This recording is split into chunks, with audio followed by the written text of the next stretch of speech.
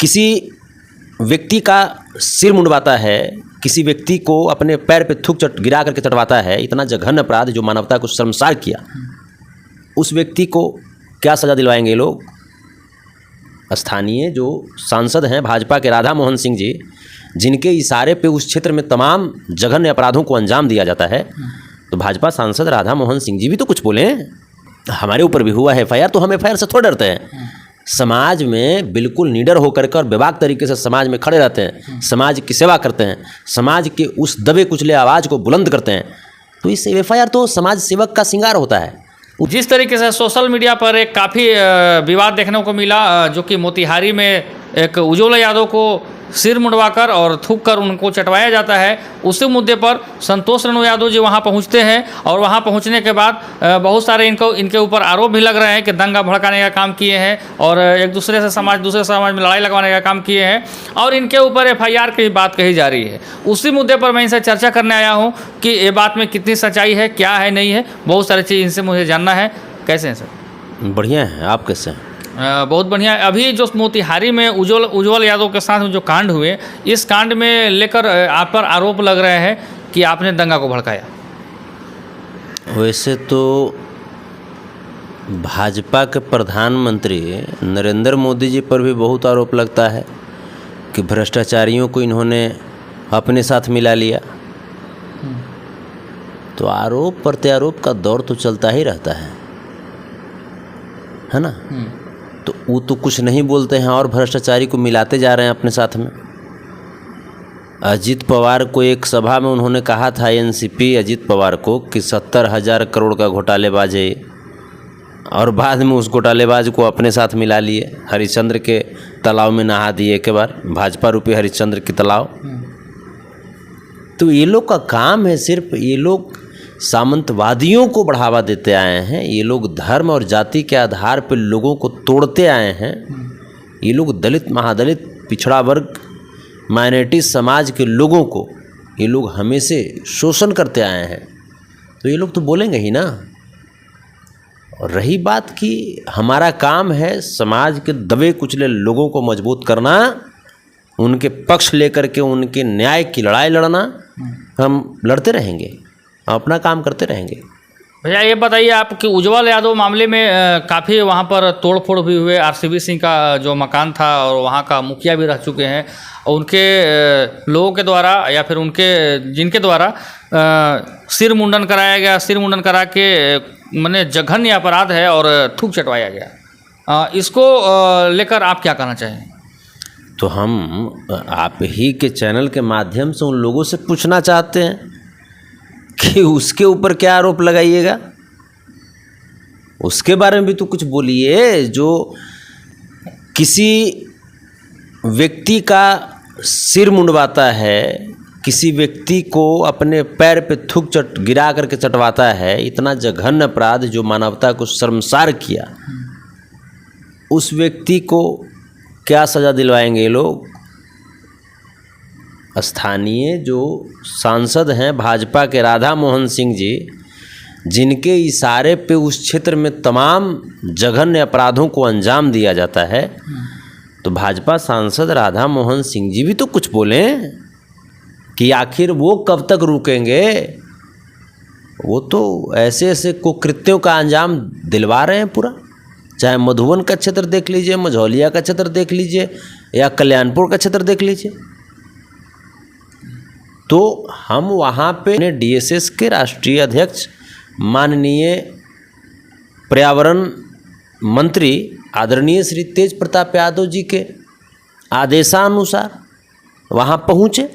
चूँकि डीएसएस में हम राष्ट्रीय प्रधान महासचिव के तौर पे फंक्शनल हैं, उनका आदेश मिला, हम पहुँचे वहाँ पे। वहाँ पहुँचने के बाद तमाम लोग आक्रोशित थे, हर समाज, हर जाति के लोग आक्रोशित थे। यहाँ तक कि जो सवर्ण समाज में भी जो समाजवादी विचारधारा के लोग हैं वो भी आक्रोशित थे। उसके बाद तमाम लोगों के साथ मतलब वो स्वर्ण समाज यानी कि जिनको है, उन लोग क्यों आक्रोशित थे? ये मानवता को शर्मसार करने वाली घटना है, जिसके बारे में ये बातें कही जा रही है। सीबी सिंह को वहाँ के जो समाजवादी विचारधारा के जो सवर्ण समाज के लोग हैं उनसे भी पटता है क्या इसका? नहीं पटता है। ये तो पहले का मुखिया था, इस बार मुखिया हार गया, अभी वर्तमान में मुखिया इन्हीं के पटीदार के लोग हैं। अब वो दोनों में 36 का आंकड़ा चलता है, इस बीच में उज्ज्वल यादव को पीस दिया। वही भाजपाइयों का काम क्या होता है? भाजपा वाले यादव के साथ मतलब कि जो बाल मुंडन और बहुत सारे सोशल मीडिया पर वीडियो वायरल किया गया, ये तो बिल्कुल अपराध है, सोशली क्राइम है। और मतलब ऐसा क्यों उज्ज्वल यादव के साथ ऐसा क्यों हुआ था? क्योंकि दर्शक जानना चाहते हैं। उज्ज्वल यादव इस व्यक्ति को वोट नहीं दिए थे, सीबी सिंह को वोट नहीं दिए थे, तो इसीलिए ऐसा किया था। तो भाजपा के लोग का जो चरित्र है वो छिपा है क्या? भाजपा के लोग जब जब आप देखिएगा कहीं भी, तो दलित, महादलित, पिछड़ा वर्ग, माइनॉरिटीज़ के लोगों को हमेशा प्रताड़ित करता रहता है, क्योंकि ये लोग वोट नहीं देते हैं भाजपा को। और जिस प्रकार का वहाँ पे ये व्यवस्था किया गया, सामंतशाही व्यवस्था राधा मोहन सिंह जी के द्वारा, इस व्यवस्था में वहाँ के स्थानीय जो पुलिस प्रशासन है कहीं न कहीं वो भी शामिल हो गए, वो भी उनके दबाव में आ गए, और उनके दबाव में, राधा मोहन सिंह जी के दबाव में सारा काम हुआ।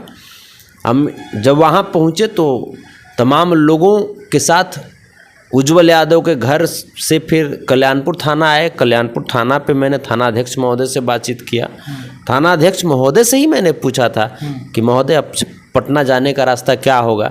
उन्होंने ही कहा कि पिपरा से होते हुए निकल जाइए। हमको क्या पता था कि पिपरा के रास्ते में ही आरोपित का घर है। और मैं स्थानीय जो कैप्टन हैं जिले के, जो एसपी साहब हैं, मैं उनके कार्रवाई पे मैं बिल्कुल दंग हूँ कि इतना बड़ा संवेदनशील घटना और पीड़ित परिवार के घर पे कोई सुरक्षा की व्यवस्था नहीं है। इस घटना में दंगा रोकने के लिए जो अपराधी जो हैं, जो नामजद अभियुक्त हैं, उनके घर पे भी कोई सुरक्षा की व्यवस्था नहीं। ये तो बिल्कुल खुला एकदम मंच तैयार कर दिए थे भाजपा सांसद राधा मोहन सिंह जी के कहने पर। खुला मंच तो था ही कि खूनी संघर्ष होगा वहाँ पे।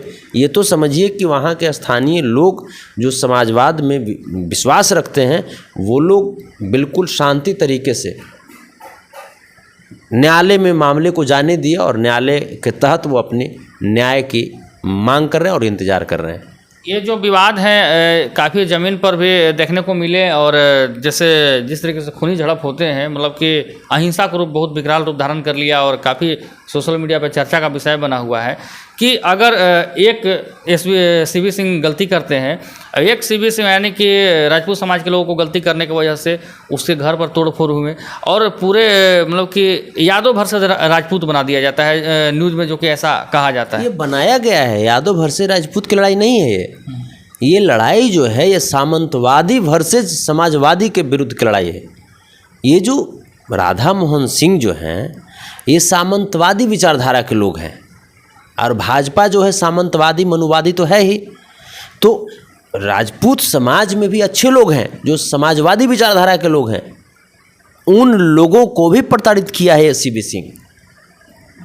तो और जो हजारों हजार की जो भीड़ थी, जो जन सैलाब था, उसमें ये कोई ज़रूरी थोड़ा था कि सब लोग यादव हैं या सब लोग बैकवर्ड हैं, ऐसा तो नहीं था। उसमें हर जाति हर धर्म के लोग थे जो इस घटना से आक्रोशित थे, इस घटना से जो गुस्से में थे। तो ये पुलिस प्रशासन की विफलता है कि इतना बड़ा जन सैलाब को देखने के बावजूद कोई सुरक्षा की व्यवस्था नहीं किया और बिल्कुल खुलेआम छोड़ दिया उस जन सैलाब को कि किधर भी आप कुछ भी कर दो। आप सर एक सवाल बताइए कि उसने जो जघन्य अपराध किया तो उसकी तो सज़ा क्या होगी नहीं होगी अब तो कानून तय करेगी, लेकिन जिस तरीके से उनके साथ किया गया और फिर दोबारा उसके साथ उसके घर पर जाकर हमला करना, तोड़फोड़ करना, इसको आप क्या समझते हैं? कानून हाथ में लेना चाहिए नहीं लेना चाहिए? नहीं, देखिए, आप नदी की धारा को जब खुलेआम छोड़ दीजिएगा तो किधर भी अपना रास्ता बना लेगी। इसीलिए इस घटना को भी जिस प्रकार से नज़रअंदाज किया प्रशासन ने, राधा मोहन सिंह जी के इशारे पर, उसी का परिणाम है कि ये तोड़फोड़ हुआ। अगर प्रशासन चाह जाती, कितना दूर था, मुश्किल से लगता है 2 किलोमीटर, जहाँ पे जो आरोपित जो है, जिसका घर है सीबी सिंह का, उसके उस तरफ भी थाना है, इस तरफ भी थाना है, और ऐसा भी नहीं हुआ कि एकाएक हुआ। जो भी आक्रोशित लोग थे वो थाना के पास भी नारेबाजी कर रहे थे। फिर कल्याणपुर थाना और पिपरा थाना इसको लेकर के सजग क्यों नहीं हुए? इसका मतलब कहीं ना कहीं ऊपर से कुछ आया होगा निर्देश कि करने दो, ताकि काउंटर केस करने का अवसर भी मिल जाएगा। तो ये प्रशासन की विफलता है, और जिसका ठिकरा जो है वहाँ के निर्दोष लोगों के ऊपर फोड़ा गया। 26 लोगों को नामजद अभियुक्त बना दिया गया और दर्जनों को अज्ञात में एफआईआर किया गया। प्रशासन की विफलता है। वहाँ जिले के जो कैप्टन है कांतेश कुमार मिश्र, सुनने में आ रहा है कि आपके ऊपर भी और कुछ लोगों पर एफआईआर करने की बातें चल रही थी। आपके ऊपर एफआईआर हुआ या नहीं? हमारे ऊपर भी हुआ है एफआईआर। तो हम एफआईआर से थोड़ा डरते हैं। समाज में बिल्कुल निडर होकर के और बेबाक तरीके से समाज में खड़े रहते हैं, समाज की सेवा करते हैं, समाज के उस दबे कुचले आवाज़ को बुलंद करते हैं।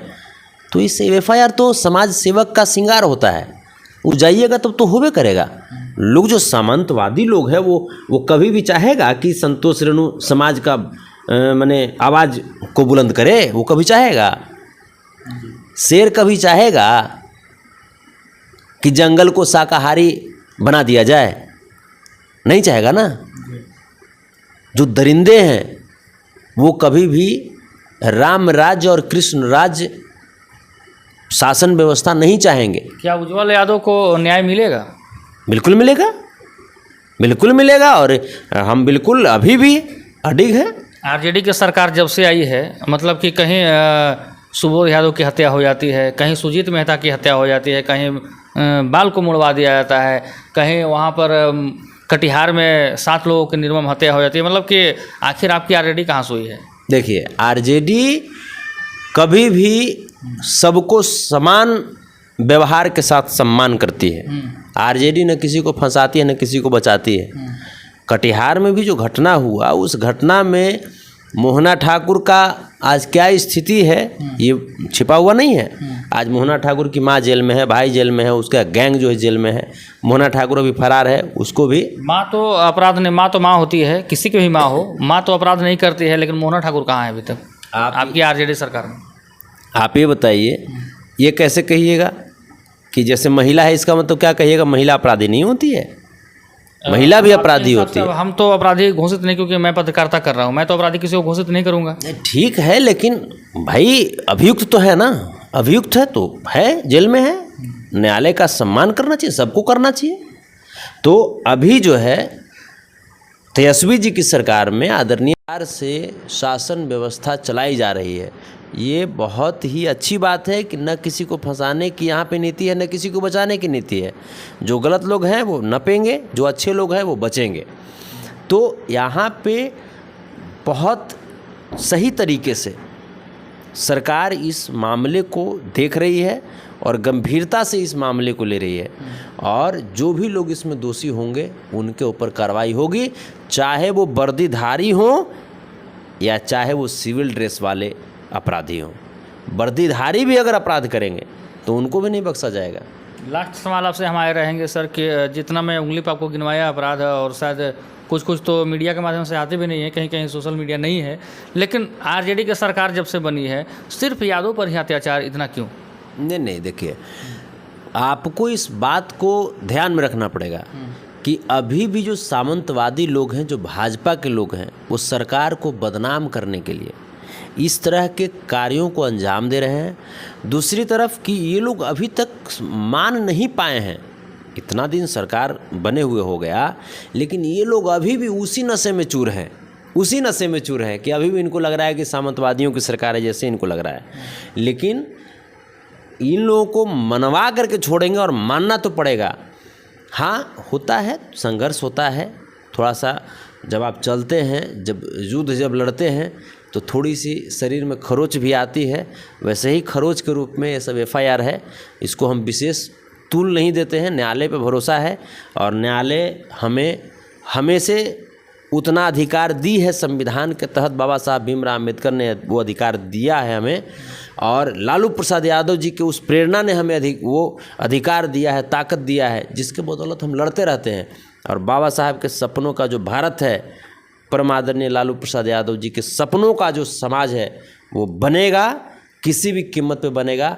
और FIR लोग करते रहें, समाज के लिए हम खड़ा होते रहेंगे और समाज के लिए लड़ते रहेंगे। सर, किसी भी समाज में एक आदमी गलती करे, यानी कि राजपूत समाज हो चाहे कोई समाज हो, एक आदमी अगर गलत करे तो सारे समाज को गाली गलौज करना या फिर सारे समाज को टारगेट करना, ये सही है या गलत है? बिल्कुल गलत है।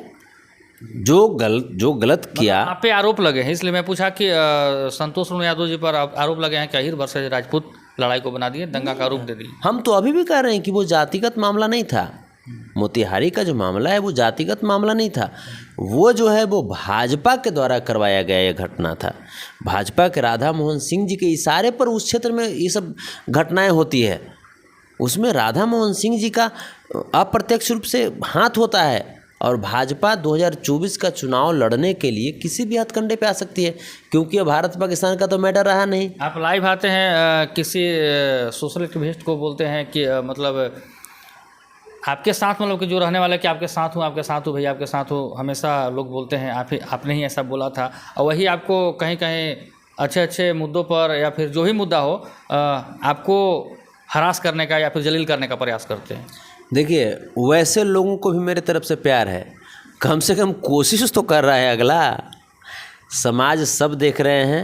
और तो मैं वो नहीं पूछ रहा हूँ जो बोलते हैं कि मैं अपने समाज का सेवा कर रहा हूँ, यानी कि यादव समाज का ही सेवा कर रहा हूँ, न्यूज़ के माध्यम से चाहे मीडिया के माध्यम से, वो आपको जलील करने का प्रयास करते हैं। देखिए, इसको किस नज़र से आप देखते हैं? देखिए, हम आपको बता रहे हैं कि यादव समाज में ही भगवान श्री कृष्ण भी आते थे और यादव समाज में ही कंस भी आते थे।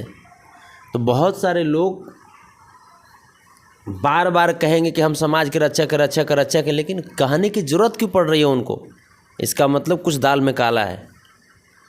तो वैसे लोग जो कि हमारे कहीं जाने पर हम ही को फ़ोन करके बोलते हैं, भैया यहाँ पे, भैया कैसे चले गए, भैया खतरा है यहाँ पे भैया और बाद में अपने आप को दिखाने का प्रयास करते हैं।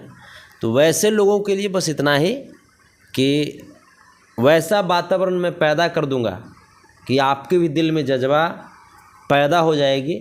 हाँ, सियार का जिगरा लेकर के शेर का खाल पहने हुए हैं आप, लेकिन आप जो सोच रहे हैं कि समाज आपको समझ नहीं रही है, समाज भी आपको समझ रही है। लेकिन हम भी उतना ही हठीला आदमी हैं कि आप सियार हैं और समाज को ठग रहे हैं, उसके बावजूद आपके भी दिल में शेर की भावना उत्पन्न करवा देंगे। क्योंकि कभी भी समाज को ठगने वाला व्यक्ति संतोष सिंह यादव को पसंद नहीं है और एक्सपोज होगा। आप इतना जान जाइए, एक्सपोज होने में थोड़ा सा वक्त दे रहे हैं कि संभल जाओ, एक्सपोज तो होगा। क्योंकि 2 पैसा कमा रहे हैं आप, तो 2 पैसा समाज के बदौलत ही कमा रहे हैं, और समाज को अंदरूनी आप तोड़ करके और समाज को विखंडित करके आप सोच रहे हैं कि हम बड़का नेता बन जाएं। तो इन चीज़ों को तो समाज फिर अपने तरीके से फिर सबक देगा। सर, समाज का सेवा करता है, मतलब कि यादव समाज का ही सेवा करना है, तो मैं मीडिया में हूँ, मैं बोलूँगा कि मैं यादव हूँ, मतलब कि उस तरीके से सेवा किया जाता है क्या? नहीं, देखिए, हम वही तो बोल रहे हैं कि समाज सब देख रहे हैं। समाज के लोग आज तक मैंने करीब कुछ नहीं तो करीब हर साल 50 लाख रुपया के आसपास समाज में खर्च कर देते हैं, कुछ नहीं तो। लेकिन उसके बावजूद ऐसा तो नहीं है कि समाज से 2 रुपया हमको, जैसे वीडियो बनाते तो हमको पैसा आ रहा है। छोटू बाबू बुरा नहीं मानिएगा, आप भी वीडियो बनाते हैं, आपको भी पैसा आता है ना। लेकिन हम तो वीडियो बनाते हैं, तो हम तो ऐसा तो नहीं है कि जैसे हम इंटरव्यू दिए तो पैसा आया हमको। उसके बावजूद समाज में जहाँ तक होता है खड़े रहते हैं, कर्जा लेके पैसा लेके किसी का 10,000 बाकी है, किसी का 2,000 बाकी है। सभी समाज का मैं जहाँ पे अन्याय होता है, अत्याचार होता है, चाहे कोई समाज के लोग हों, सभी के पास जाते हैं, चाहे बड़े समाज से हो, चाहे छोटे समाज से हो, चाहे दलित से, चाहे कुछ, जिनको दबाया जाता है। नहीं, हम वही कह रहे हैं कि हम हर वक्त ऐसा नहीं कि हम भी कोई हमारा पटना में मकान है, चाहे तो ये है वो है, चाहे बहुत बड़े घर से, हम ऐसा तो नहीं है। हम बिल्कुल गरीब घर से होकर के भी समाज सेवा की जो भावना है अपने दिल में पाले, और इसलिए पाले क्योंकि हम देखते हैं कि हमारे समाज के लोगों को प्रताड़ित किया जाता है, मनोबल उनका हैरेस किया जाता है। जब हमारे समाज में लालू प्रसाद यादव जैसे व्यक्ति को पूरी जवानी जेल में बितवा दिया भाजपा ने, पूरी जवानी जेल में बितवा दिया इन मनोवादियों ने, तो हमें वहाँ से ये भावना उत्पन्न हुई कि लालू प्रसाद यादव जैसे भगवान से प्रेरणा लेकर के हमें भी समाज सेवा में उतरना चाहिए, और तब जा कर के हम उतरे। बहुत सारे लोग बहुत तरह की बातें बोलते हैं, बहुत सारे लोग तेजस्वी जी को टारगेट कर देते हैं, तेज प्रताप जी को टारगेट कर देते हैं, लेकिन कभी तेजस्वी और तेज प्रताप जी के रास्ते पे चल करके दिखा दो, 1 सेकंड के लिए चल करके दिखा दो, अगर हेंकड़ी नहीं निकल गई तो फिर तुम कह देना। लेकिन क्या कीजिएगा, समाज में बहुत तरह के लोग हैं। मतलब समाज में वैसे वैसे लोग भी हैं कि यादव का मुखौटा पहन के और बताने का परिचय करते हैं, झूठा नाटक रचते हैं। बिल्कुल बिल्कुल बिल्कुल, वो सिर्फ समाज को ठगते हैं, और समाज भी इस चीज़ को अब समझने लगे हैं, इस चीज़ को समाज भी समझने लगे। लेकिन फिर भी मेरे तरफ से आशीर्वाद है, मेरे तरफ से शुभकामना है कि भाई आज न तो कल, कुछ तक कबो तो दिमाग खुले और सच्चा हृदय से समाज की सेवा कीजिए। मुखौटा पहन करके ये सब मत कीजिए, क्योंकि लालू प्रसाद यादव जी ने 1990 के दौर में जिस प्रकार से समांतवादियों से लोहा लिया, जुबानी लोहा लिया, लाठी में तेल पिलाया, वो कभी दिखावा नहीं किए। बहुत बहुत धन्यवाद सर। जी बहुत बहुत धन्यवाद।